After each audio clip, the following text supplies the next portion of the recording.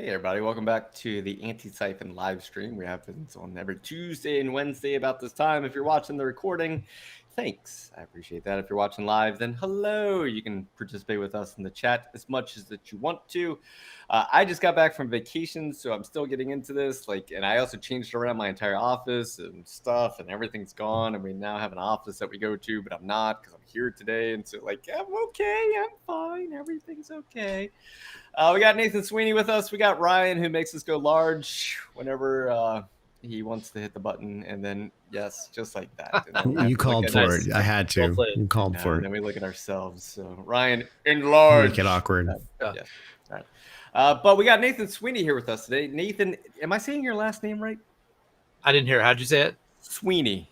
I've heard worse. Okay. Yeah. So it's Sweaney, more of an A instead of an E.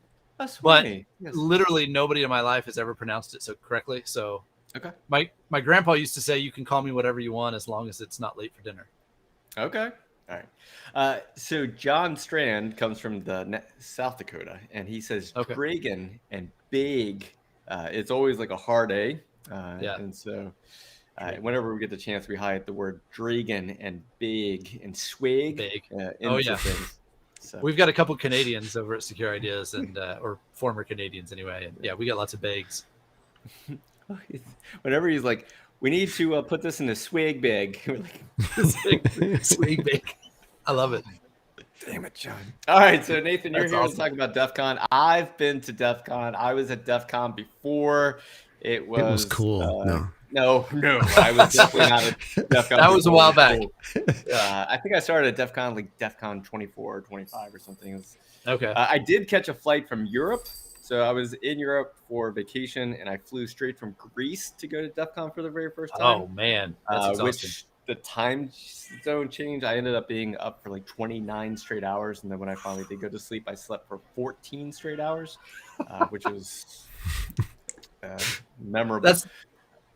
That's how I feel coming back from Vegas every time, no matter how long I sleep. Right? It's like, I'm going to crash for another day and a half. Yeah, there's a meme going around right now. It's like, is this post Defcon life or is this COVID? No one can tell. Oh, yeah. Which one it is. We've had a.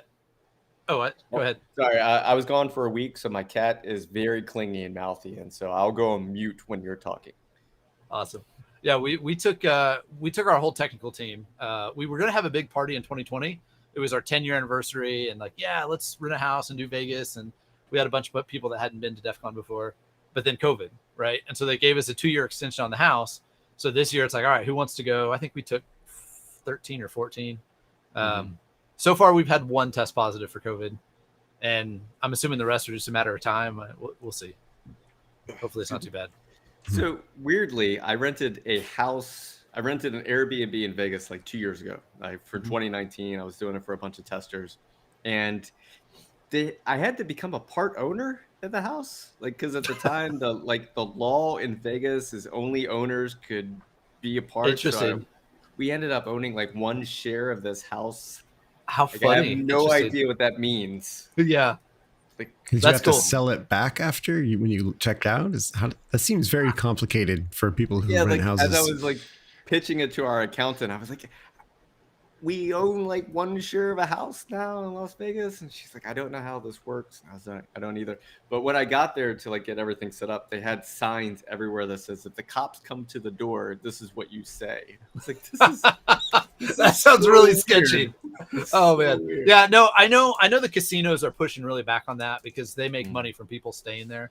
And so like the owner of our house was telling us hey, you're not allowed to have more than so many cars in the parking lot. You can't do anything that looks like you're having a party, keep the noise. I mean, normal, keep the noise down, don't annoy the neighbors. But supposedly the city council or whoever is really pushing back on certain things, trying to limit some of that. Yeah. Anyways. So this is the DEF CON episode today. Nathan, go ahead and tell us, what was some of your main takeaways from DEF CON this year? Yeah, so, I mean, I'm like you. I've been going to DEF CON for a long time. Not, I think 14, 15, 16, somewhere in there was my first. So this was 30. So, 15 or 16 years. It's like you expect, lots and lots of people. I don't know. I think somebody said they were expecting 27,000. I don't know if they got to that number. but that's a lot of people, no matter how you split them up. Yeah. Lots of new people. I mean, I don't know how many people I talk to. I'm one of those people. I like to meet people. Like Defcon, I didn't go to any talks. I went around. I like to go to the booths and the villages and the challenges and try all this kind of stuff. But I like to just meet new people. Hey, what are you doing? Where are you from? What do you found interesting today?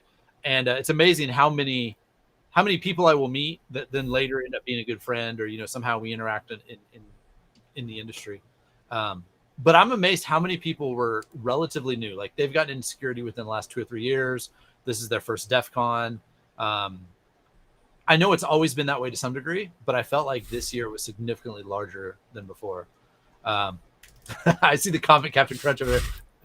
It'll be awesome if it starts running Windows 95. So right now, I've quite a feat. Yes. Actually, so I've got 2 of those. Talking about my Mac Plus over here. This one has a RAM error, and so it boots up, but then it throws like a number. I've got to find some new RAM from 1986 for that. I've got another one that I've gutted the insides, and I'm thinking about putting a screen on it and put something like that, Raspberry Pi or something in it. But anyway, Extreme Paperclip said it was his first DEF CON. That's awesome. But something else I noticed I thought was odd. Maybe not odd, but I think it's a little bit of a change. A lot of I'm going to call them legends, the people that I know in the industry that have been around forever, the people that I always looked forward to having lunch with, or having a beer with, or whatever at DEF CON. A lot of them didn't go this year, and COVID's part of it. There's people made choices, yay or no, and I get that, I respect that. But there's a lot of people that are just like, what, I'm doing all these other cons, I'm going to all this other stuff.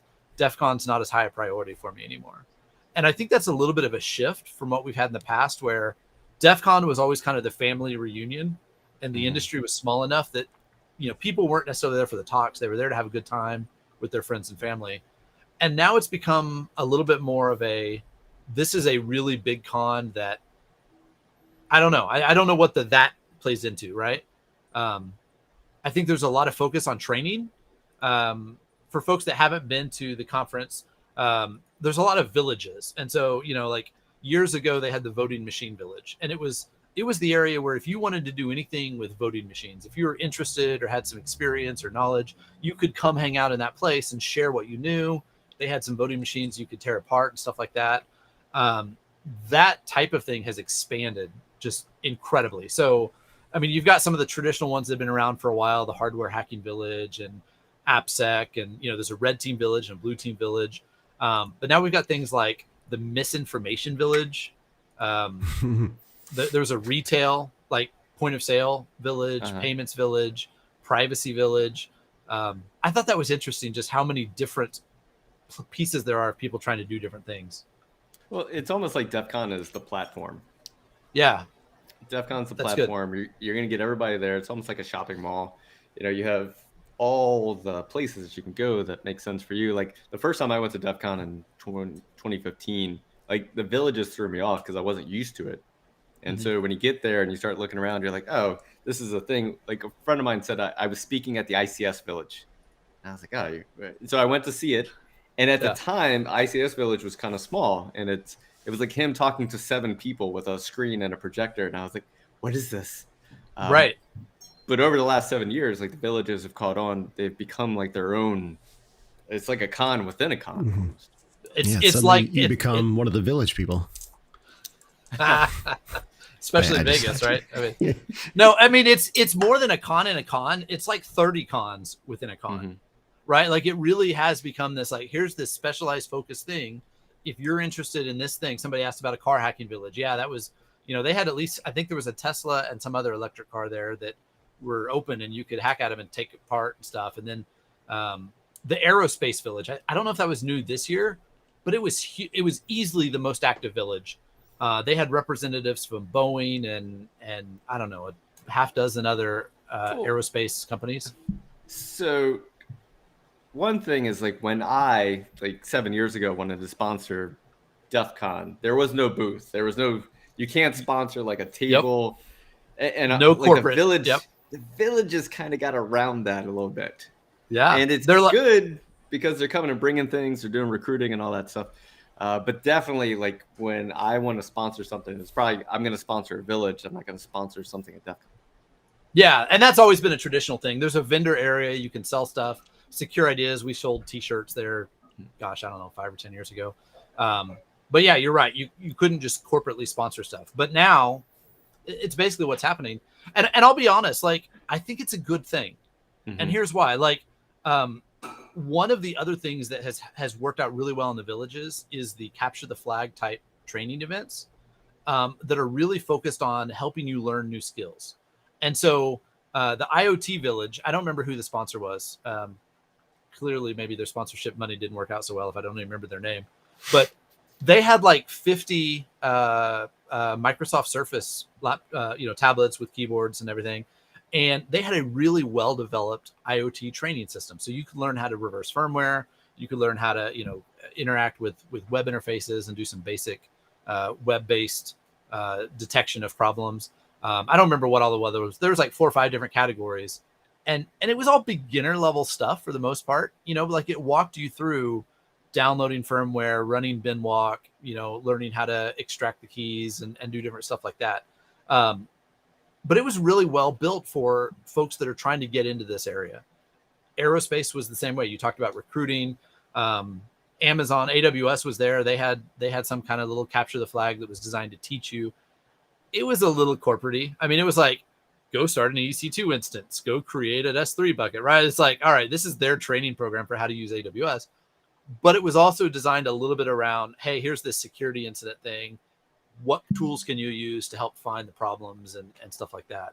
I was really impressed with that. And I think it's good. I'm curious if other folks have comments on that, of whether it's, I don't know, too corporate-y.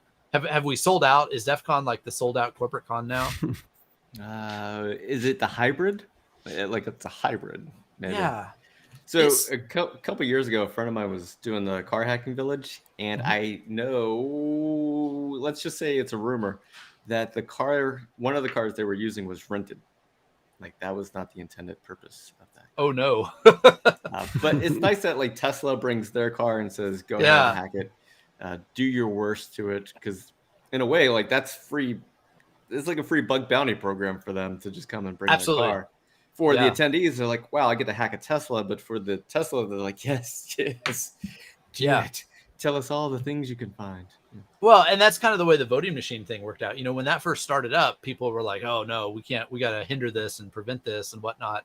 And then they're like, hey, you know what? Actually, this might not be so bad. I think we saw the same thing with like medical devices, right? In the beginning, it was like, nope, can't touch medical devices. And then the medical community was like, maybe this isn't a bad idea within certain guidelines and rules. And, we have some scope. Maybe it's not a bad idea to use some of this. I mean, the corporate side of me is like, all right, they're just using free talent here, right? So they don't have to pay for a pen test, maybe. I don't know. Crowdsourced. Yeah. Somebody asked in chat here, what if Defcon was moved to some other city, not Vegas? I think we just wouldn't call it Defcon. I don't know. I'm not sure if I would see that. I don't think that would work. There's always like San Diego Comic-Con, because that's one of the biggest comic book conventions. What if it moved from San Diego?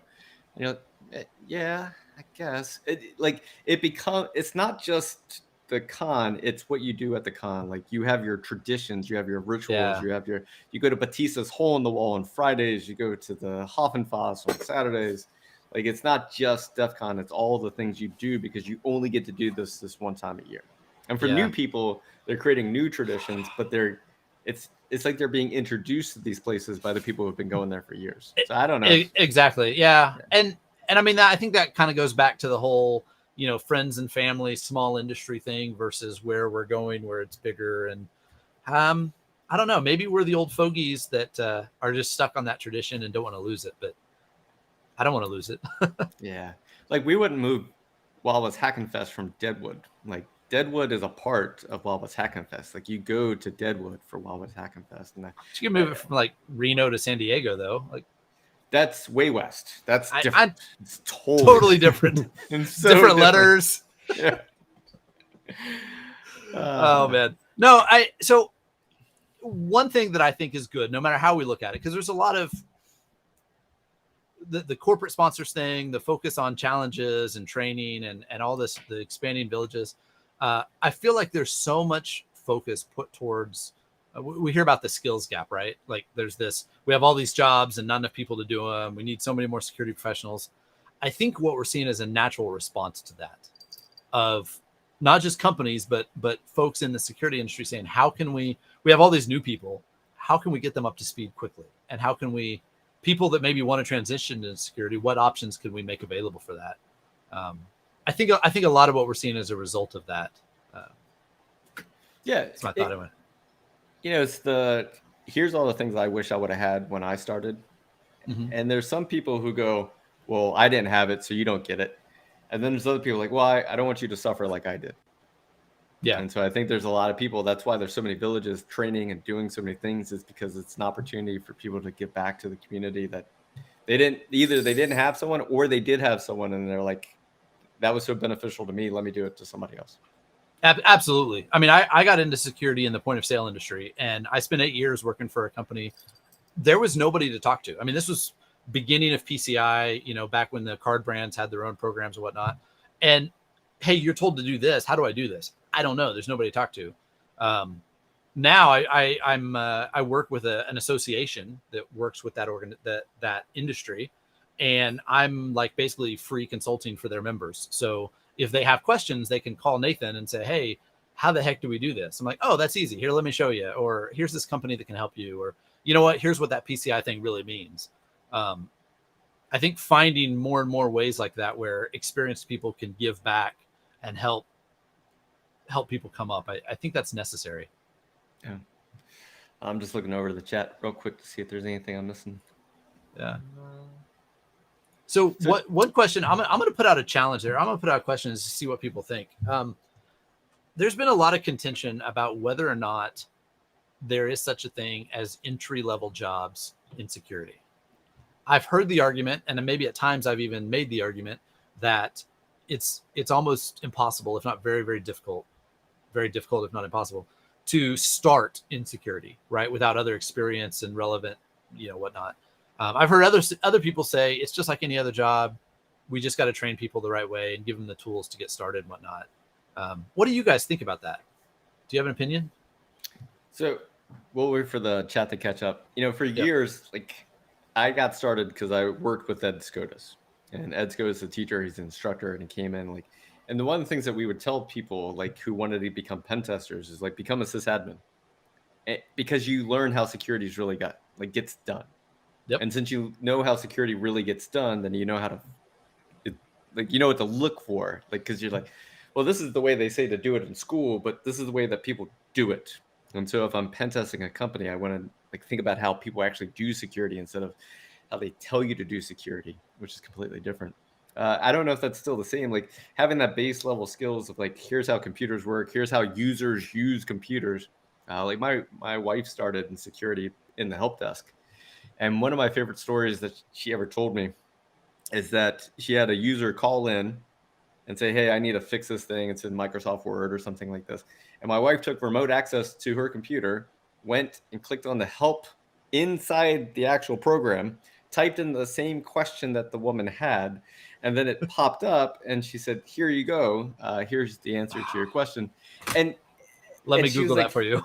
She's like, I'm trying to teach you how to fish so you don't keep asking for fish. But knowing where to go, knowing what to look for those years that she did that job, that's why when she talks about security now, she understands the deep history of how users got to where users got to. Yeah, for years at Secure Ideas, we always said that we hire people who are senior level in some area of IT, right? So generally we're looking for 10 years of experience or more as a developer, senior level developer folks, a network operations person, a sysadmin. That's where I started out in development and then moved into sysadmin and networking. And that's what I did, right? I was in the industry. I learned the technologies at a deep level. And then the security became easy as part of that. Actually, I took Ed's class, was the very first security class I ever took. But that's when you have that underlying understanding of, telling somebody to run Responder doesn't help much if they don't really understand how LLM&R and NetBIOS works, right? Teaching them to poke a button or a tool, that doesn't really help understand the risk associated with the issue. If, here on this network, this is really bad.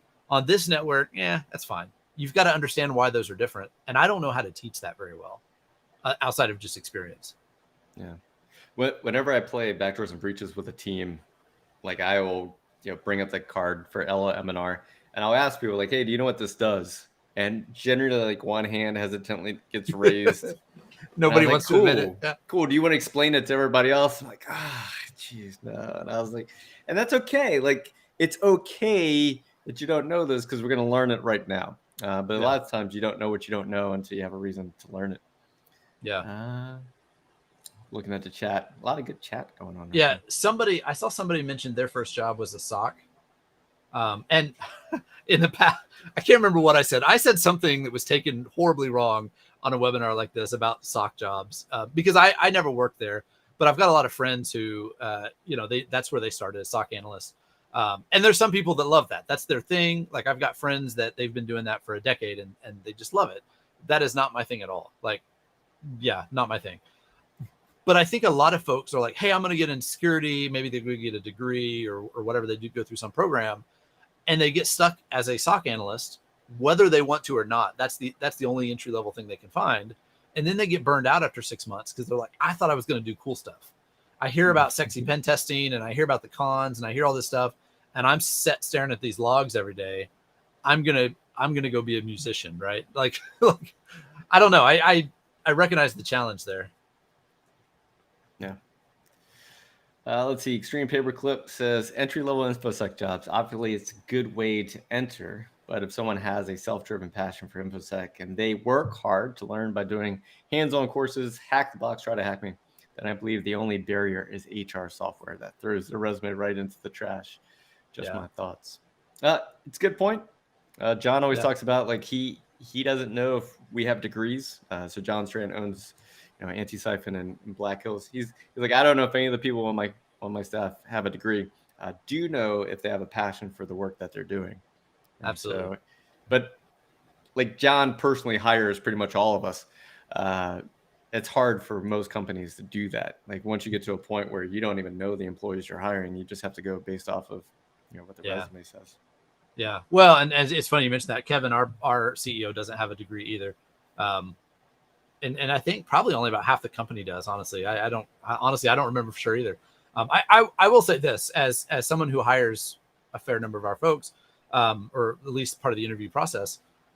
A degree doesn't tell me you know anything, but a degree tells me you at least had to jump through some hoops to learn some skills, time management skills, team working skills, the ability to deliver skills, communication skills.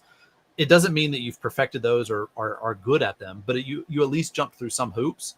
So it gives me a starting process in the interview to like talk through what you know and what you don't know. And, I'm looking for areas where, hey, that's going to be a problem. But to extreme paperclips perspective, there are absolutely other ways of doing that. That's really hard for big companies to figure out in an interview process. Yeah. So you're doing a CISSP thing? What's the thing that you're doing? Yeah. So a lot of people that want to get the CISSP, they go one of two routes. They do the $7,000, what do they call that? The boot camp, where it's like, hey, I'm going to go drink from a water hose for 6 days and come out exhausted and really don't remember anything. This is like cramming the night before a test, right? Like, you get just enough to get what you got to have, but you really don't absorb it. And that's not a bad deal. Maybe if your company's paying for it, if you've got the funds. The other option, and this is the route I took, was, hey, I'm going to study on my own time and I'm going to take it eventually. And after about 6 years of not doing that, right, it's like, I just, there's always something else that needs to happen. Sure. So we said, hey, there's a problem here. Like, people can't afford to take the training. They can't afford to do the boot camp. It's just exhausting. Taking 6 or 7 days off work is hard. But what if we build a mentorship program where we help people study at home? And that's the goal of our CISSP mentorship. It's you're still studying on your own, but we're going to guide you through the process. So it's a 10-week program where we assign reading every week, and it's a reasonable about reading. We had a very scientific method for figuring out how much reading to assign. We basically Googled how much can a person read in a day or in a week or something like that. I don't remember, some Google. And we're like, all right, let's take that. Let's split it, by so many days, and then, assign a percentage of that. So it comes out to like 2 chapters out of the CISSP book a week. And then every week we have a 2-hour webinar where some of our folks that have been teaching the CISSP for years, we just talk through like, here's what you should have learned. Here are some tips and tricks on, watch out for this when you take the test, or keep this in mind. This section of the book is really challenging. Here's some ways to help memorize that. And so the goal is just to help people be able to take the test more easily. And we do that for 10 weeks. We've got, 10 separate sessions. We've got Slack channel that goes with it for people to ask questions and all that. So it's worked out really well. I like to say we have 100% success rate. Everybody that has reported back to us passed the test. Sure. To be fair, the people that didn't pass probably didn't let us know. So, we don't really advertise and promote it that way, but I think it's been really successful, and it's been really good. Yeah. So my wife got her, you call it a CISSP? CISSP? First of all, I think we need to definitely have what's the correct way to say CISSP? Oh man, we need a poll. I've always heard it say CISSP. CISSP. Okay. Yeah. It's sort of like the SQL versus SQL. Mm-hmm. Mm-hmm. What do you call that database server? Come on, throw it out there. Server. SQL. Oh man. So I call it a SQL server, but the language is SQL. I don't know why. It's just the way I learned it. Yeah.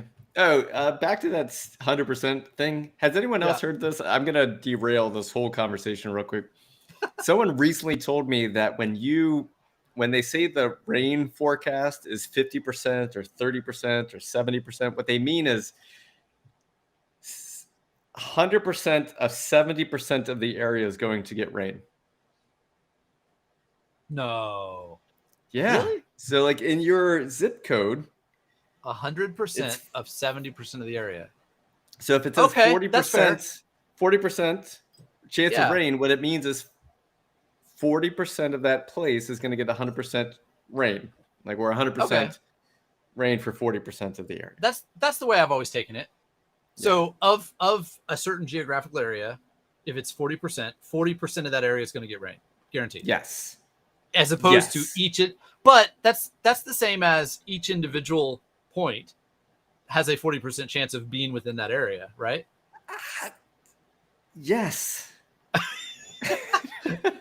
I did not do well in statistics course. Like I got through it, but just barely. Oh, so I passed my final exam of statistics class by actually just, going through and doing everything. And I remember turning it in, and my teacher gave me the biggest eye roll ever. And I got a 78%, and she was so angry. And I was like, it's just statistics. It's just probability. Why does it matter? Yeah.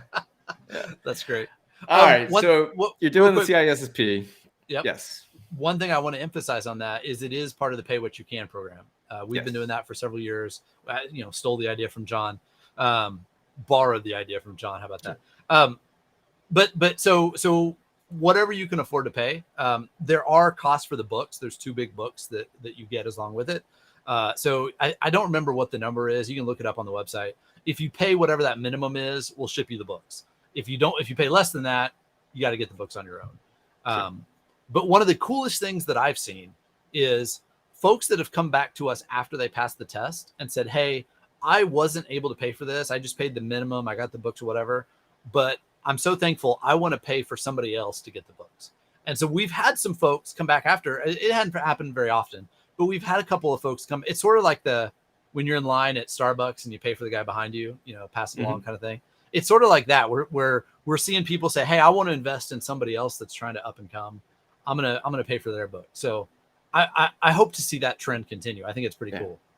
Yeah, it happens with John's classes from time to time too. People like, hey, is there any way I can sponsor some people? And we're always like, but it's pay what you can. Like it's because there's if you need tuition assistance for ours, you can get all the way down to 0. All right. So what was one of your favorite things? Because Defcon, we're talking about Defcon. It just happened. Some people are still testing negative, and that's great. Keep that going. So what was one of your favorite things from the entire experience? Man, favorite things. So we put a lot of focus on team building because we took our entire technical team, most of them. So I really enjoyed getting the relationships, getting to know people. I went to several villages and made lots of contacts. I don't know that I could pull one out over the other. I think they were all pretty cool. That's a hard question. I think for me, it's just the community. Like I'm sure there will great talks. I will probably follow up with them on YouTube, in a month or so, whenever they come out. But I will say it flooded. That's the first time I've ever seen. It's the first time I've ever seen rain in Vegas, let alone floods in Vegas. That was like biblical. I woke up the following morning and I was like, "What the hell?" Yeah, that was some flood. Did you get a chance to crazy. See it in person? So the house we were staying in had a pool in the back, and at one point we noticed rain was coming in the back door, and it wasn't from we freaked out. We're like, oh my gosh, the pool's like overflowing, and they're like, oh wait, no, that's rain, and rain. It was just pouring in the back door because they're not, their seals aren't good because they haven't had rain in 20 years. Yeah. But looking at some of the model, that's exactly right. I did miss out though. Like there were guys that had like some of the big blow up animals and whatnot. Like there was a guy with a blow up alligator. If you've ever been to Vegas, there's lots of drainage ditches. I've always thought it was ridiculous how many drainage ditches there were because it doesn't rain. But now I understand when it rains, the ground can't absorb the water and it has to go somewhere. So, I mean, literally there were just rivers like of people diving on these blow up dolls, or not blow up dolls. That would have been more interesting. Animals, right? Well, it is Vegas. It is Vegas, right? What happens there stays there. I feel like that person should be on dysentery watch right now, though. Like let us know, please, if you got dysentery from being on the alligator. Yeah. Let the world know because we've all seen it. So. Yeah. I was reading one of the comments. I was looking at the membership. I'm already doing a few evening courses. I take it you're doing it again. Any idea when the next one will be started? Great question. So we try to do it 3 times a year. We've done that for the last several years. Usually we start one in like late January, early February, again in like May, June, and then like in the September timeframe. With the type of testing we do, Q4 ends up being a nightmare, so we skip over that. We will absolutely do it again. And the other thing we do is once you pay once to be in the course, you're part of the team. You're in the course. You can take it again anytime. So if we have a lot of people that start through the course and they get 3 weeks in and just like, hey, I can't keep up with the reading at this time. And so we'll send them a discount code and they can take it again the next time for free. They just jump in. And sometimes people go through the whole thing, they do all the reading and they're just not confident. So it's like, hey, come do it again. Take it 2 times, 3 times, whatever it takes. And when you're ready, go take the test. So that's worked out really positively. You got a pretty long comment from Fizzer UK. So I'm going to have you read it while I just... One of the reasons why I asked Nathan what was his favorite thing is that we have a family tradition in my family. Whenever you're done going somewhere, you always ask someone, what was your favorite moment of that event? And what happens is you have to go through like all of your favorite moments. And it almost brings all your favorite moments to the surface. Because sometimes you go through and you're like, oh, I did this, and you can't find. But all of a sudden when someone's like, what's your favorite moment from that experience? Like, you have to think about it, but then you get to think about all of them. And so if you had like any kind of negative feeling towards that trip, like all of a sudden you can't anymore because you have to only think about positive ones. So that's good. I like that. All right. So go ahead with Fizzer's question. Yeah. So they're asking what's wrong with the SSCP. And if you're not familiar, it's the System Security Certified Practitioner. I'm going to challenge the question a little bit. I wouldn't say that there's anything wrong with it. I'm not terribly familiar with it, and that says something. They mention here that it's aimed at analysts as opposed to CISSP is managerial. I think that's a big part of it. I'll be honest. Jason pointed out earlier, and I agreed. At the entry level for security, we really don't care about degrees that much.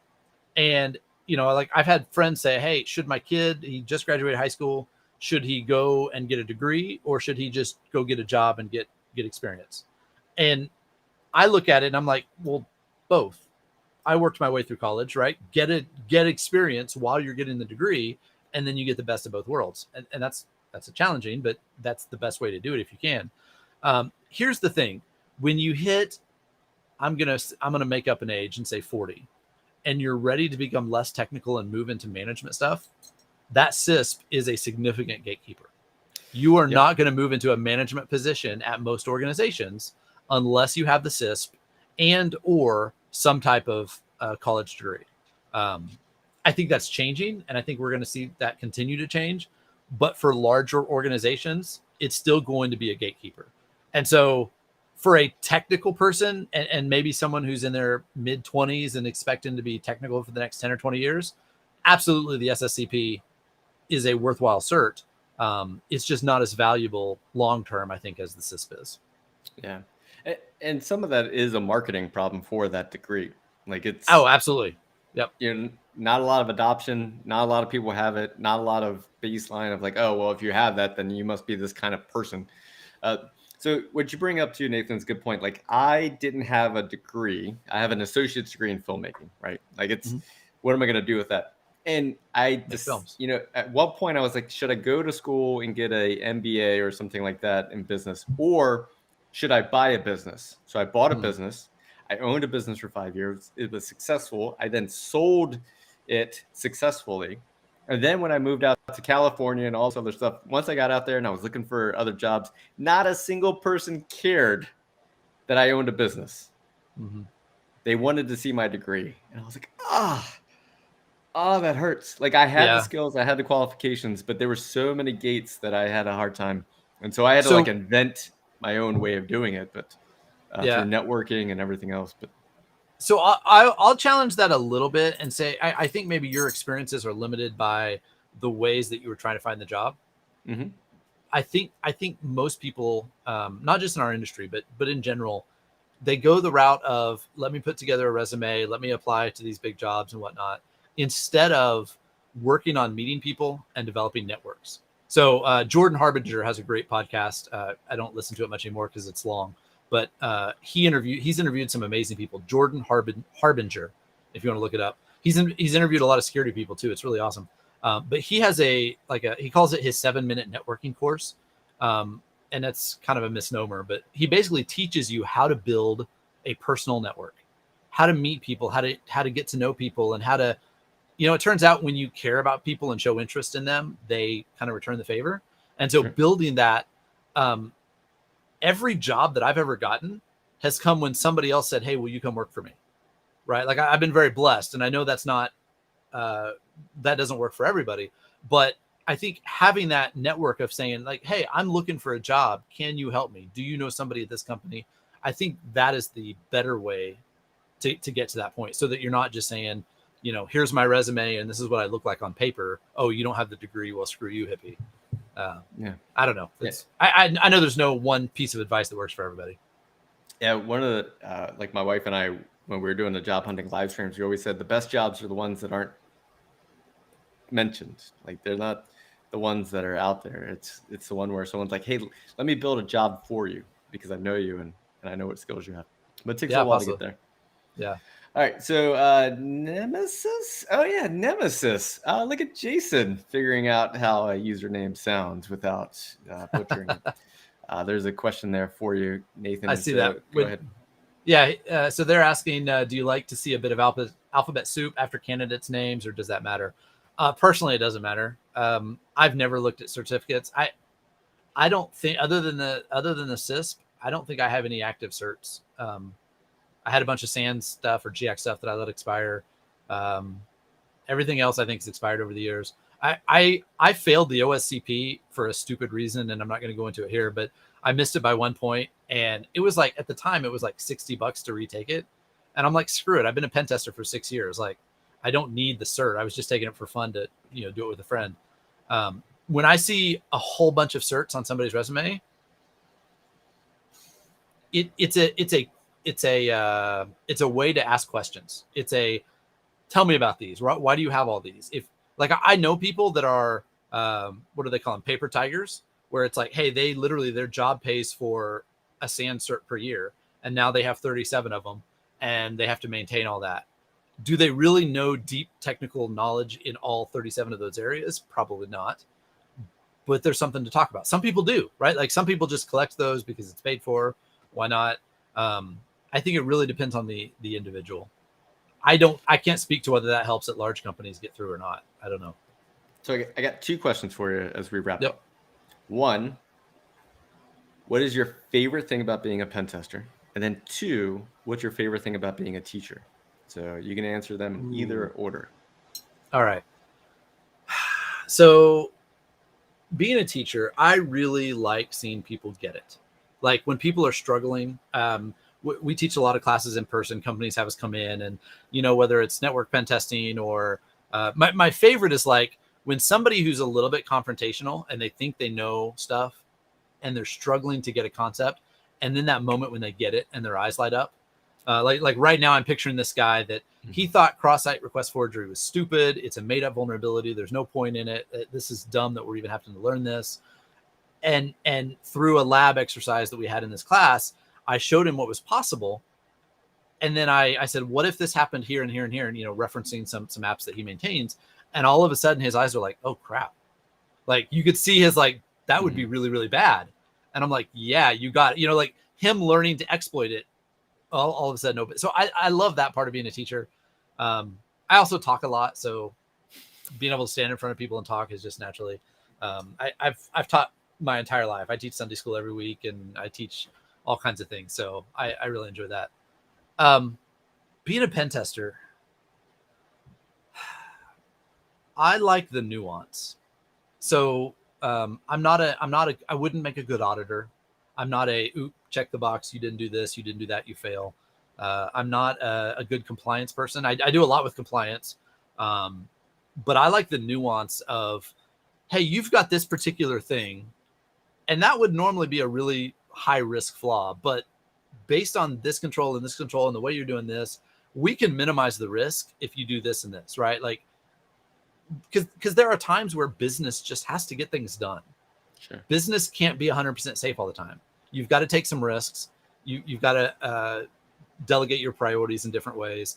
And so being able to work with people and say, what are your goals? Is it improve security? Is it to mitigate compliance? Is it whatever? Like being able to understand the nuance and help them find ways to get that done. I think that's what I enjoy most about a pen tester. And maybe I'm saying that it sounds kind of corny. Hacking the shells and rooting the things maybe is more exciting, but that's a really short-lived excitement, right? Like that's that 10 seconds of woohoo, but being able to see people, like being able to see their lives improved and companies do a better job over a period of time. I really like seeing that. Yeah. Corvus said, I like to say that I get a contact high when the light bulb goes off over their heads. Like, yes. Yeah, absolutely. And it makes you feel good because it's like, yeah, they got it. I did something. Yeah. I love that. Like, oh, it is worth living. Yes. Yeah. All right, Nathan, any final thoughts on Defcon, the CISSP as we wrap up today? Man, you know what? Your comment about a con within a con from some of the villages, and I kind of mentioned it's 30 cons within a con. I think we're seeing that same type of thing happening on a larger scale. I mean, both nationally and internationally. I'm one of the organizers for B-Sides OK. If you're anywhere in the like 5 or 6 state area, we'd love to see you next April. But I think there are so many cons like that, Wild West Hacking Fest and Way West, and so many opportunities for people to just get their foot in the door, to meet people, to learn new things, to get some experiences they wouldn't otherwise have, to meet people. There's so much there that I love the fact that we have that, because when I was first getting into security almost 20 years ago, that wasn't a thing, right? Like you had a couple of options and that was it. I used to call Defcon church camp because it's like you go away for a week to this remote place with people that think just like you, and you get to learn, and it's a wonderful place and you love it and it's great and you get this high, and then you go back to the people that don't think just like you and are just sick and tired of the way things always are, and they don't want to hear about what you learned. They know you're going to forget about it in 2 weeks, right? Like there's so many parallels there, but that's me. Yeah.